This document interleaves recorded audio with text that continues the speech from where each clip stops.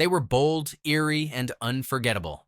Long before twist endings became a trend, these 1960s sci-fi films bent reality and played with fate just like the Twilight Zone. Each entry feels like it could have come straight from Rod Serling's pen. Here are 12 forgotten mind-benders from the atomic age that warped audiences then and still haunt us now. Number 12. Wild in the Streets, 1968. What if the youth took over and America applauded? Wild in the Streets explodes with pop art chaos, teen revolutions, and a psychedelic edge that feels ripped from a fever dream. Max Frost is a rock star turned political prophet who demands the voting age be dropped to 14. The masses love it. Then he demands 30-year-olds be institutionalized. Society cheers. What begins as satire quickly devolves into dystopia. The film's jagged editing, acid visuals, and rock-fueled anthems give it a manic energy. It plays like a Twilight Zone warning turned up to 11. The core question is haunting. What happens when radical dreams become authoritarian nightmares? As the new generation gains power, they become the tyrants they overthrew. The line between freedom and fascism dissolves under flashing lights and screaming guitars. The government collapses. Politicians are dosed with LSD. Teenagers rule the streets. There is no moral center, just a runaway train of rebellion. It is part political satire, part sci-fi cautionary tale, and all hallucinatory chaos. Serling himself might have nodded with uneasy respect. The ending lands like a gut punch. With no adults left to lead or rebel against the children, ask what comes next. The answer is chilling. Number 11. The Mindbenders, 1963. It begins with a suicide. A British scientist jumps in front of a train after destroying classified documents. Was he a traitor? Or was his mind tampered with? Enter Dr. Henry Longman, who offers to prove that brainwashing is real by turning himself into a subject. He undergoes extreme sensory deprivation to test how far loyalty can be altered. What follows is a slow, cerebral descent into psychological horror. The film strips away external stimuli until nothing remains but thought, fear, and manipulation. The sterile labs and stark black and white visuals make the atmosphere oppressive. The Mindbenders is not about lasers or aliens. It is about how fragile identity is when subjected to science and suggestion. Longman loses his grip on what he believes. His wife becomes a stranger. His convictions become malleable. He turns cold, detached, and possibly dangerous. The audience begins to question not just him, but the world that put him in this experiment. The film's third act unravels like a classic Twilight Zone episode with themes of betrayal, truth, and the monstrous potential of control. And in the end, you wonder, if memories can be rewritten and loyalties erased, who are we really? The silence in the chamber echoes with moral dread. This is not just science fiction, it is psychological warfare. Number 10. The World, the Flesh, and the Devil, 1959. He walks alone through a city of ghosts. New York is empty, silent, radioactive. Ralph Burton emerges from a mind collapse to find himself possibly the last man alive. But he is not alone for long. He meets Sarah, then Benson. 3 survivors, 1 woman, 2 men. Race, class, and morality crash in this post-apocalyptic triangle. The World, the Flesh, and the Devil might be filmed in 1959, but its themes explode into the next decade. It is not about monsters. It is about us. About how even when the world ends, old prejudices cling like shadows. Burton is black. Sarah is white. Benson is hostile. The triangle becomes a test not just of survival, but of who we become when society collapses. Rod Serling could have written this. The pacing is eerie. The silences scream. Skyscrapers are grave markers. Humanity has a second chance, and we watch it slip through pride and fear.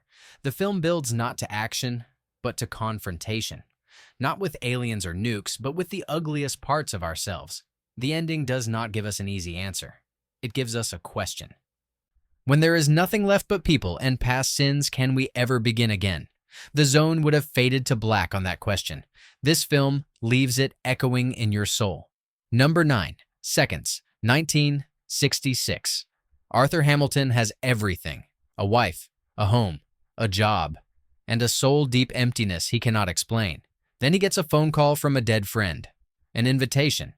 A secret organization offers him a second chance, a new identity, a new face, a new life. He becomes Tony Wilson, younger, handsomer, free. But something is terribly wrong. Seconds is a waking nightmare. John Frankenheimer directs with suffocating paranoia. The camera tilts and leans. Faces distort. Hallways stretch. Mirrors lie. Tony's utopia unravels as he realizes the second life is another prison. His handlers watch. His neighbors are actors. His past is dead, but never gone. This is classic Twilight Zone terror. What if you could change everything and still be hollow inside? The message hits hard. Reinvention does not heal regret. Surgery cannot fix the soul.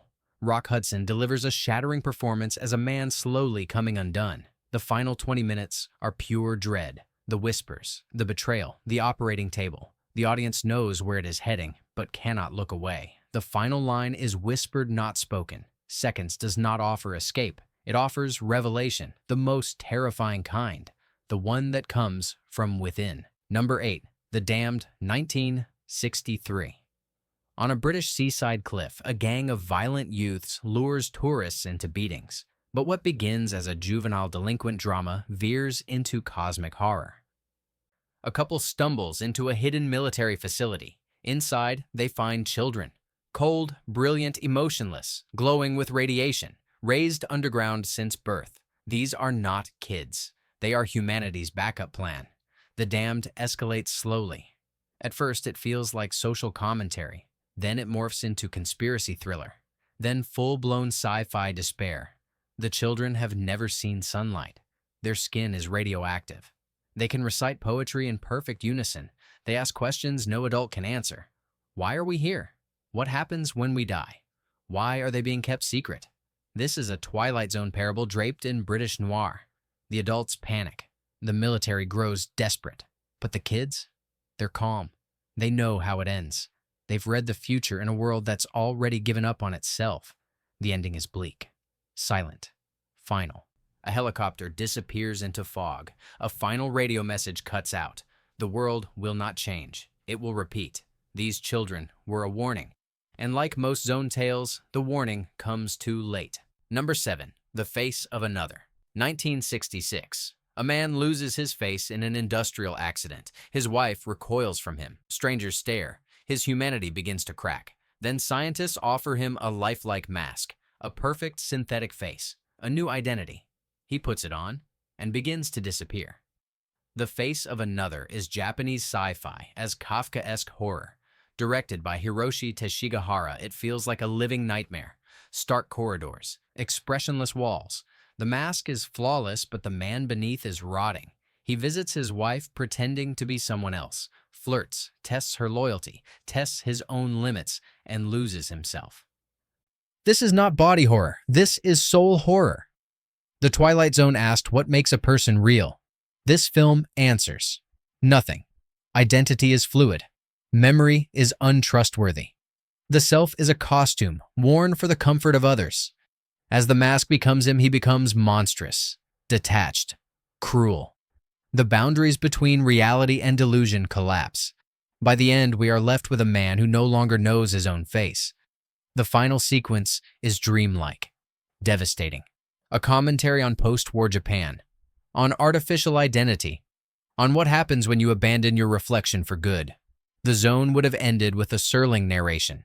This film ends with silence, and that silence lingers. Number 6. The Day the Earth Caught Fire, 1961. The sun burns hotter. London chokes on yellow fog.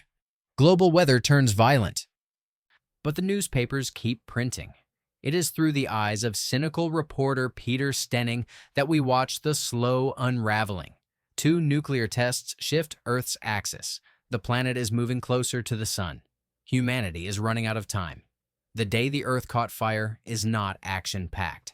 It is procedural, human, terrifying in its restraint.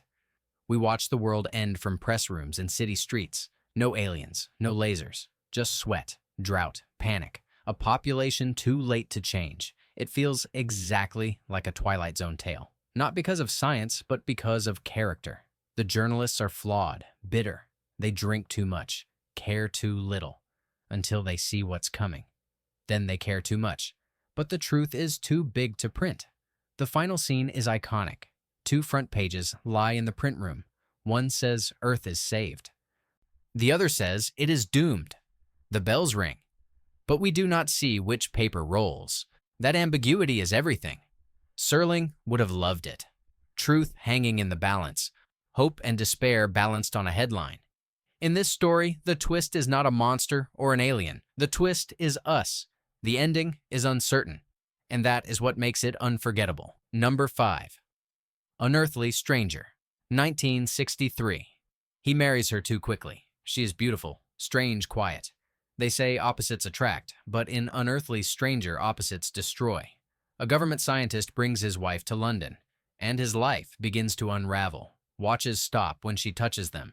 She does not blink. She never seems to sleep. Something is off. Something is wrong. This is classic British sci-fi suspense, a slow build of paranoia. As the scientist works on interstellar travel, the real threat may be sleeping beside him. The woman he married is not entirely human, but she might not even know it herself. There are no laser battles or effects here, just questions. What if aliens do not come with ships, but with wedding rings? What if the invasion is emotional, intimate? What if love is just camouflage? The Twilight Zone loved this kind of domestic terror, the invasion of the familiar, the corruption of trust. As the truth emerges, we learn this woman is part of a plan, but she rebels for love or instinct or something she cannot explain. And when she dies trying to protect her husband, we are left shaken. Was she the enemy or the warning? The final scene implies she was not the only one, that others are already here, watching, marrying, becoming. The camera lingers. The dread spreads. Number 4. The Power, 1968. Inside a university lab, one of the scientists may be more than human. They are studying psychic ability, but someone already has it. Someone can move objects with thought, control minds, kill. But no one knows who it is or how to stop them. The investigation begins. The paranoia spreads. The Power is a sci-fi mystery soaked in psychological horror. As the bodies begin to fall, the survivors realize this hidden psychic can make them see things, believe lies, lose control of their own thoughts. One man believes he is being hunted, but maybe he is hunting himself. This is not a superhero tale. It is a Twilight Zone nightmare about evolution, ego, and the terror of being powerless in your own mind. The visuals become surreal. Reality bends. Hallways stretch. Names disappear from files, memories fade, and the psychic presence grows stronger. At the heart of it is Professor Tanner. He suspects the truth. He fears it. Then he becomes it. The twist is not that the psychic exists. The twist is who it becomes. The final act reveals power not as a gift, but a burden. Absolute power doesn't just corrupt, it isolates. The Zone loved stories where ambition came at a cost. In The Power, that cost is identity. And the final shot, Tanner walking alone with the eyes of a god and the loneliness of a man, says it all. Number 3. The Man Who Haunted Himself, 1969. Harold Pelham is a quiet executive, routine, predictable, until he dies for a moment on the operating table. Then something returns with him, or splits from him. People start seeing him in places he has never been, making deals he cannot remember, living a life that is not his. But who is the real Harold Pelham? The Man Who Haunted Himself is a doppelganger tale soaked in existential dread. Roger Moore delivers one of his most haunting performances, not as Bond, but as a man slowly coming undone by his own double. Is it a ghost, a psychotic break, or the soul divided by trauma? The film never gives a clean answer. It feels like a long-lost Twilight Zone two-parter, where reality tilts just slightly, enough to break everything. Pelham's wife thinks he is cheating. His colleagues think he is betraying them. But Pelham insists he has done none of it. Yet evidence piles up. Photographs, witnesses, his own reflection. The final confrontation is gut-wrenching. Two Pelhams, one body, one soul, but only one can survive. The twist ending is tragic. Because the man who wins might be the lie. The Zone love to ask what makes us real. This film dares to answer, maybe nothing. Number 2, Quatermass and the Pit, 1967. London construction workers uncover a metallic object beneath the city. At first it is thought to be an unexploded bomb. Then something older, stranger, a spacecraft. Inside are bodies, not human. As Dr. Quatermass investigates, the truth unravels, and the horror grows. The Martians are long dead, but their influence lives on, inside us. This is not just a monster movie. It is ancient alien theory as psychic terror. The Martians visited Earth millions of years ago. They altered early primates, planted instincts, memories, violence. Quatermass realizes mankind's worst tendencies may not be natural. They may be engineered. Quatermass and the Pit is pure Twilight Zone in scale and tone. The government denies the danger, the people panic, and the past comes alive in visions of mass extermination. Cities crumble, minds collapse. The final act is not a battle, it is a revelation. That human evil is not just inside us, it was put there. The climax is apocalyptic. London burns, a psychic storm erupts. Only one man can sever the link, but the damage is done. We are left not with victory, but with understanding. A terrible one. The enemy is not coming. The enemy is who we've become. Number 1, La Jetée, 1962. A man sees a face on a pier as a boy. A woman's face. A moment of peace. That memory becomes his anchor. Years later, after World War III, scientists choose him for time travel because of that memory. It is strong, clear, stable. But what he finds in the past is not salvation. It is his own death. La Jetée is only 28 minutes long, composed almost entirely of still images, but it is more cinematic than most features. This is not a film. It is a poem, a nightmare, a loop. The protagonist falls in love, finds the woman from his memory, hopes to stay in the past, escape the ruined future. But he is pulled forward, used, then discarded, allowed one last visit to the pier, where the loop closes. The face he saw as a child was her watching him die. This is the ultimate Twilight Zone ending. Inevitable, beautiful, devastating. La Jetée is not just a time travel story, it is a meditation on memory, fate, and the cruelty of hope. There is no music swelling at the end, just the click of the last frame, and silence. This film did not need Rod Serling's voice. It had your heartbeat. These were not just movies, they were mirrors. The 1960s gave us stories that bent time, space, and identity. Twilight Zone stories without Rod Serling, but just as powerful.